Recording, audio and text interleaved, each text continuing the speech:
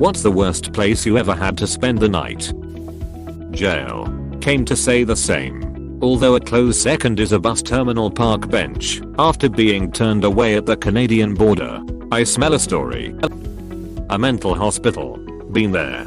Done that. Trying to sleep with no door. Bright lights and paper sheets. The Astrodome during Hurricane Rita. I got to take a shit in a trash can with an audience of dozens, and that was one of the nicer parts of that week.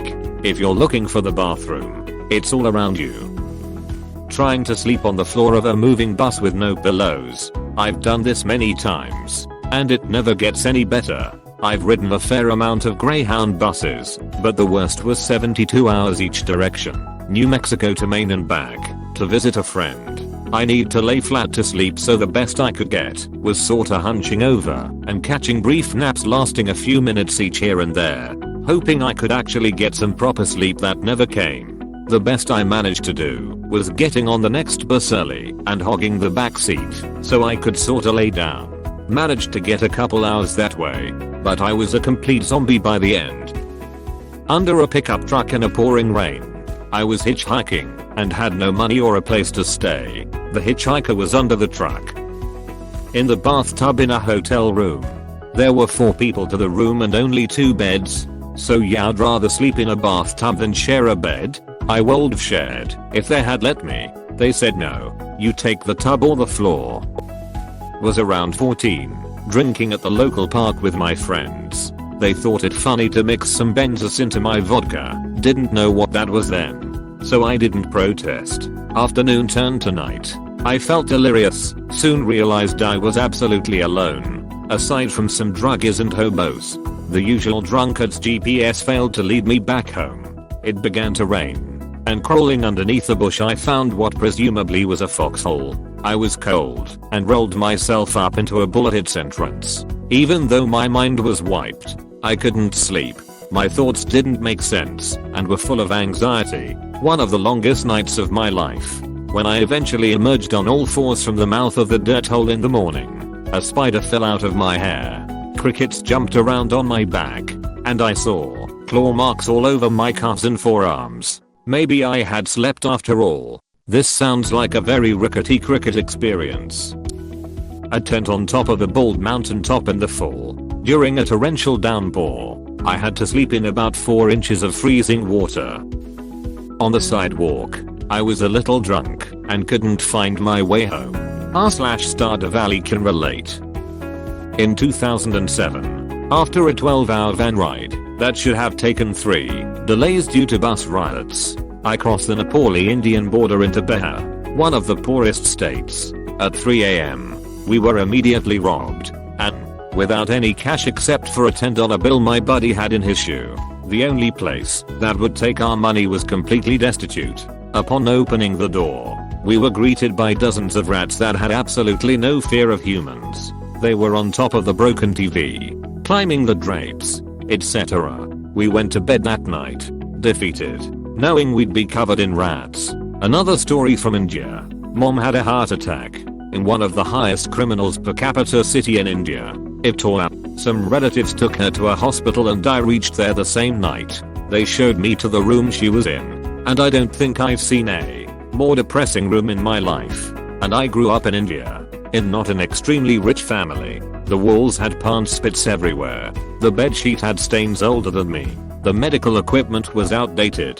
Rats and mosquitoes everywhere. The walls had cracking paint.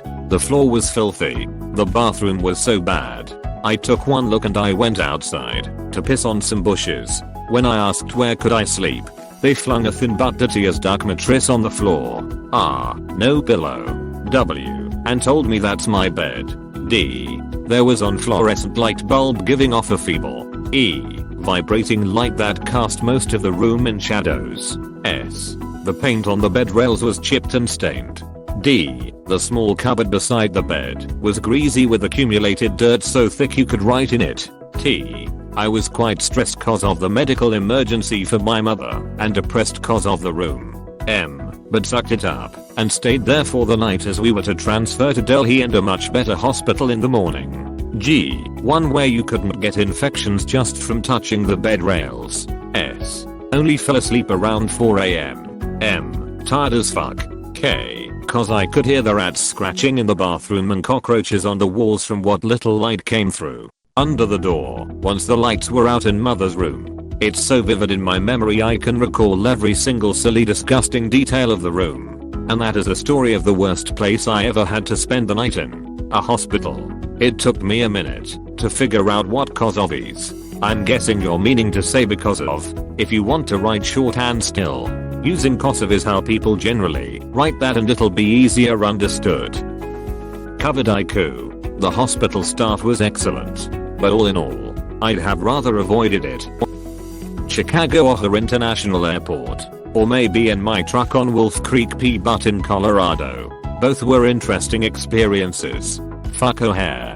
I had to spend the night in the terminal because my initial flight was delayed, causing me to miss my connecting flight, and United's customer service took 3 hours to handle the 30 deep line, and by the time I got to the window all they gave me were a couple of worthless food vouchers because it was so late. I'd just have to leave the hotel as soon as I got in. Last time I had to fly to Chicago, I specifically chose Southwest because I changed flights at Midway instead of O'Hare. The only thing worse than O'Hare Airport is having to deal with United Airlines customer service at O'Hare Airport. Even slower and lazier than the ducking DMV. Spent 2 days there during a blizzard. Learned to sleep standing up. I went on a safari in South Africa, and I had to stay in some random woman's house before we were picked up by the tour company in the morning. Fairly near to Kruger National Park accommodation was provided the night before the tour began. Arrived at about 6 p.m. After traveling all day. There was nothing to eat, nowhere to go to eat, and a lady who seemed a bit crazy. She had a baby with her who roamed freely without even a nappy on through the house. Exclamation mark. That creeped me out, because my partner and I weren't the only strangers coming and going, so anything could have happened to him. The house was filthy. The woman had no concept of personal space. I was starving. Had to sleep on a mattress that smelled of other people, and then in the morning she laid out a breakfast buffet that was one piece of toast and a cornflakes box her naked baby was eating from, followed by more of her bizarre conversation and baby doing nudie runs. I have backpacked before and always enjoyed the freedom of being able to explore and do what I want. This was the first tour I've ever done. Thankfully it was only one night and morning. Cabin at a camp in central Alaska. Got insanely cold and my sleeping bag wasn't cutting it. Tried to put like a foam sleeping pad on top of me, not knowing that the sleeping bag let all my sweat out and it covered the foam pad, completely soaking me, which then pretty much froze. Absolute torture. I slept in a hotel bathroom with wet toilet paper in my ears once when I was a stupid kid. I was sharing a room with my dad and my brother, both of whom were terrible snorers. My dad at least has a CPAP now, and my brother's estranged. So 2 problems solved. I couldn't sleep, couldn't handle the snoring. So I went in the bathroom, wadded up some toilet paper, wet it, jammed it in my ears, and tried my best to get some sleep. Wouldn't recommend. Did some long-term damage to one eardrum from a bit of toilet paper that was stuck on there 4 years afterward. I moved in with a friend who snored like goddamn crazy, loud and frequent, and it took me like 2 weeks before I could even get to sleep at a normal time. Fortunately once I get there I sleep like the dead, so I just learned to go to bed like an hour before he did. He could also fall asleep in like 30 seconds flat. I was so jealous. Close bracket. Atlanta. The balcony at my best friend's party one night. Got drunk and decided to black out at the wooden bench while it was raining. Got sick the next day. A plane. In economy class. With a child behind me who never stopped crying for a single minute the entire 11-hour flight. Rundown motel in the bad part of Chicago. Which one though? Heart o' Chicago? The Shamrock? O'Hare Kitchenette? Overby Midway? The Skylark? There are so many. Truthfully I can't remember the name of the place. This was nearly 10 years ago, while a friend and I were on a road trip to Montana. Was within walking distance to Wrigley, because we went to a Cubs game. Cheapest Airbnb in Tokyo. Was disgusting. Moved to the Four Seasons after a few days, to spend time cleaning in the day spa for a few days. Slept drunk on a small mat in the spa of a cheap capsule hotel there. I was told that it was full and that reservations don't matter, but I could pay less to go to the spa. It was after 12 and I was drunk, so I went to the spa and found a large room completely filled with Japanese men still wearing their suits, all sleeping on mats inches from each other. Grabbed a mat by the door and found a little spot in between a bunch of guys. At least I wasn't outside in the cold. It was not as bad for me, but when I had to stay in the neurological department of the hospital, my roommate was there because of a migraine attack that didn't end. The reason why this is very unfortunate is because most others there, including myself, had some sort of spastic/seizure disorder, brain damage or dementia. So she was surrounded by people that were screaming, knocking over things, falling out of their beds, and running in the hallway. I think the man next to us had some sort of dementia and he tried to escape the hospital all the time. Ran into our room a few times whilst screaming. It was an experience. My tent got rained out on a trip, so I had to ask someone I didn't know if I could bunk with them. On top of the awkwardness, I didn't have a sleeping bag because it was soaked. Not a very fun time. The worst was getting locked inside the organ blower room. I was resting on the sexton's sofa in that room late in the afternoon, having a nap before choir rehearsals later in the day. The sexton unwittingly locked me in the room, a deadbolt on the door, before he went home for the day. So there I was, just the organ blower and me. I had a 17-hour layover in the Reykjavik airport one time. I tried to schedule some things to do so that I wouldn't be stuck there for the full time, but they got cancelled due to weather. If you've never been to the Iceland airport, there's not much to do. Doubly so on the pre-security screening side. Well, we landed and walked for a while, but about 2 a.m. I just couldn't do it any longer. I found a spot in a corner, out of the way, and lay down with my head on my back. At 5, I was awakened by a security guard screaming at me that I had to get up, that they didn't allow people to lie on the floor. She also had an empty plastic bottle in her hand, and she was banging it against her other hand about an inch from my nose. I staggered over to a bench and tried to sleep, but those benches are hard as bricks and uncomfortable as all get out. I spent the next 5 hours or so in a constant state of half asleep, half dead of fatigue. I don't think I've ever been more miserable. The plus side was that the flight to Boston from Iceland went pretty quickly thanks to the Benadryl and rum combined with that fatigue. I woke myself up snoring on the plane while the flight attendants were giving the speech about how to wear seatbelts. I don't remember much after that until we landed. At my uncle's place, I had to share bed with him. Did you wrestle? If it was wrestling, suppose I didn't win. The pavement. An alley. I went on a Galapagos cruise in a small boat that had 8 passengers. You would think this was the best way to go. However, there were cockroaches in the beds and the ship got tossed around like a rubber ducky in the waves. So bad that some of the passengers put their life jackets on. It wasn't good. The Galapagos Islands were awesome though. I've slept outside, on the beach, in the airport, in extremely uncomfortable tiny Asian bus seats. But the worst was in an open-air homestay in remote Vietnam. Like a little wood room. But that walls don't go all the way up and there are holes in the walls too. That in itself was totally fine. You get used to the hard beds after a while, and it's better than a cheap hostel dorm. The problem was the group of old men staying up the whole night drinking and chain smoking directly outside my door, completely filling my room with heavy smoke the entire night. I'm good in a smoky bar for a few hours, but sleeping in one is a nightmare.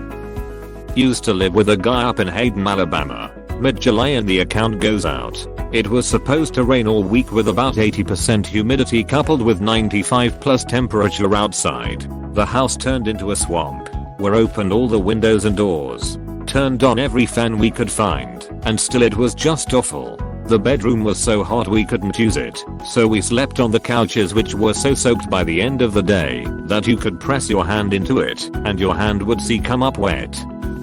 I took so much acid and mushrooms at a fish festival and forgot where my tent was. Spent the night shivering in the rain until someone I knew found me. Went camping in the woods once and me and all those little no-see bugs went right through my tent walls. It was so unbearable that I packed the tent up at 4 AM and hiked 2 hours into the dark.